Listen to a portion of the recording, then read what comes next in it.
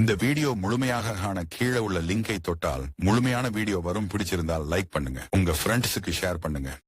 1974ஆம் ஆண்டு முதல் கழக உறுப்பினராக இருந்து வரும் அன்பு சகோதரர் திரு எடப்பாடி பழனிசாமி அவர்கள் சிலுவம்பாளையம் கிளை கழக செயலாளர், சேலம் வடக்கு மாவட்ட கழக இணை செயலாளர், சேலம் வடக்கு மாவட்ட கழக செயலாளர், கழக கொள்கை பரப்பு செயலாளர், கழக அமைப்பு செயலாளர் என பல்வேறு பொறுப்புகளை திறம்பட வகித்தவர். தற்போது சேலம் புறநகர் மாவட்ட கழக செயலாளராக செவ்வனே பணியாற்றி வருகிறார். இதே தொகுதியிலிருந்து 1991ஆம் ஆண்டு நடைபெற்ற பொதுத் தேர்தலிலும் போட்டியிட்டு வெற்றி பெற்றார்.